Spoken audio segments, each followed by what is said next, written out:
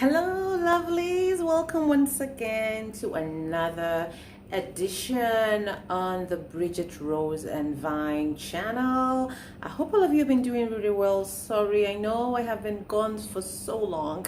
I have been so busy. I'm not your typical YouTuber. I do have something else I'm doing in my life, and I'm sure you all have something else you're doing in your lives too. So any opportunity that we have to convene here and talk with one another, it's highly cherished. You're making out time for me just like I'm also making out time for you, so it's one love. Thank you so much for stopping by once again.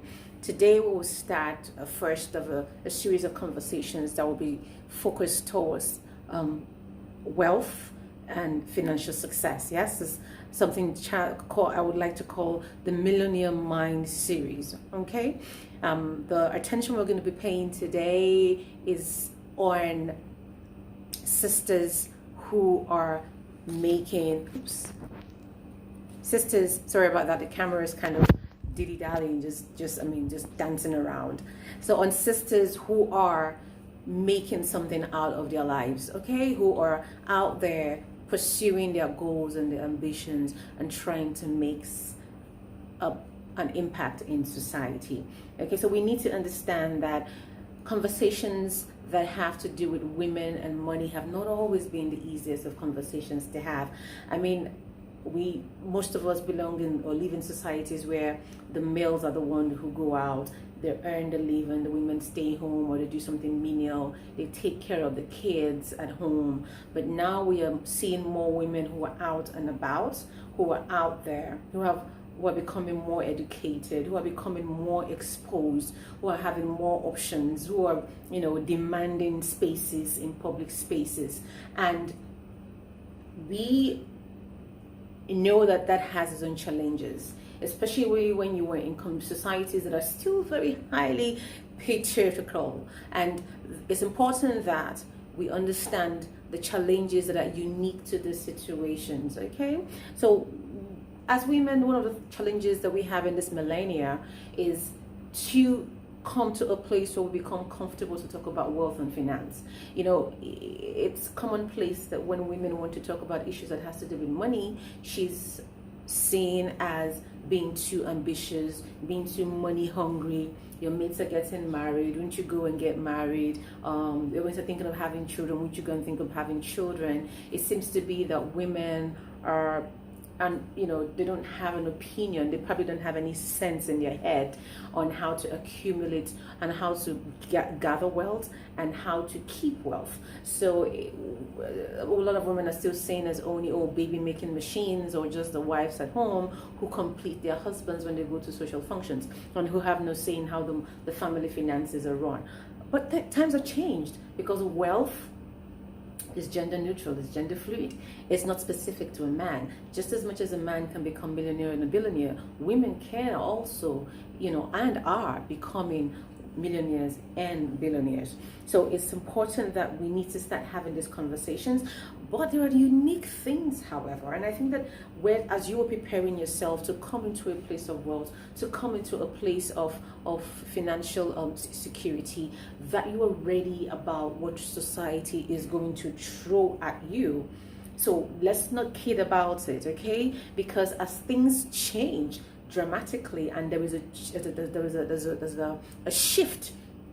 Not all change is acceptable, and every time that there is a change or disruptions in the status quo, those who are strict traditionalists, who are not willing to adjust to the changing times, this new trend of women being in the forefront, being at par, or being even in the forefront of wealth accumulation more than men, can bring out certain reactions.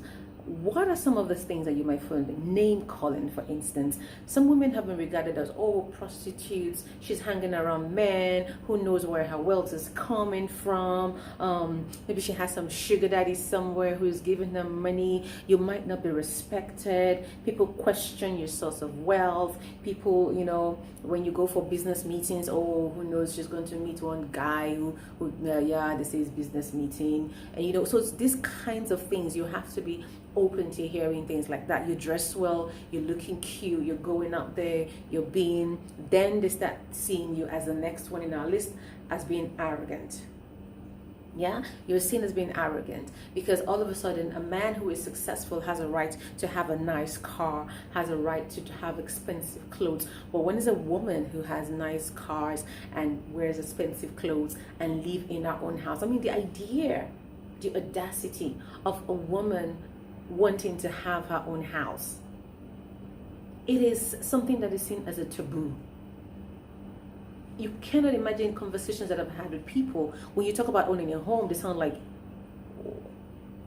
you should go to your husband's house. Like, you cannot own a home except as you're moving from one house to another house.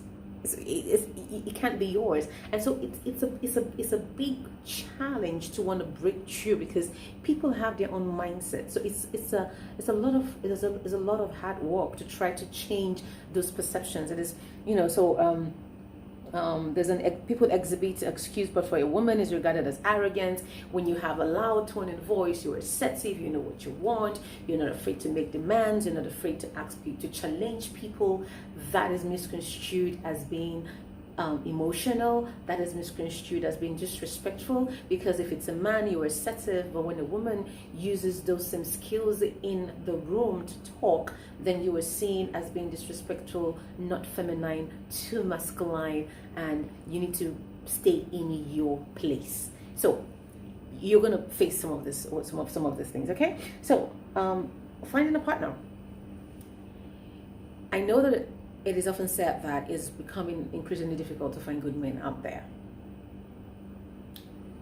I didn't say that. I've heard that a lot.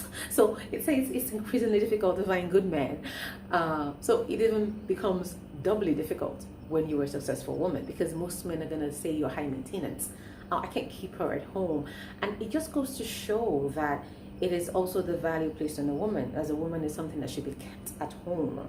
Because if a woman is seen as somebody who brings added value to a family setting, then it shouldn't be something that should be intimidating to have a woman come into wealth. But unfortunately, it's not that way. So men, it's challenging to find. So you find people telling some women, tone it down. You didn't have to get a car. Just forget about getting a car right now. Shouldn't be your priority. You should just keep it very simple. Don't dress up so much. Tone it down so that men don't get intimidated by you. So you need to check with yourself to see if some of the sacrifices are something that you need to do, and based on the societies that we all belong to. So if you take a man who really understands, a lot of men right now are not wanting to just keep women at home who just sit and having babies. There are men who are out there who want a certain lifestyle, so they are eager and itching to have a woman who will complete them, who will bring her resources while he brings his resources to the table, and they build a family, and a strong family in terms of finances. So they're out there, but it might involve a little bit of waiting and a lot of praying. A lot of waiting and a lot of praying. Okay, so tensions. Another challenge that you might have is tensions on how you manage the family finances. Now, this is money in a relationship is one of the most critical things that I think anyone should look out for, because it's a make or break issue. It's such a delicate matter, and I think that the one of the ways, I don't want to say the best way to approach it, because each one to his own, but one of the ways I think is easy to approach this particular issue of money is to understand who is a better manager of money. Maybe consider having your money, his money, and our money.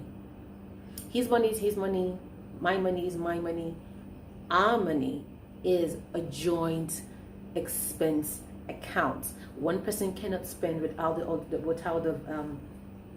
approval of the other person, so that we were able to manage and to control your resources. Because I think that putting everything into one account is dangerous, and sometimes when you you keep your money, it just sounds like maybe you don't trust each other so much. So have your money, his money, and have our money. I think, and find out who's a better manager of these resources. Like, if you're not good with money, but I expect that for anyone who's able to build a successful business, or maybe you're working as a professional and you're a high income earner.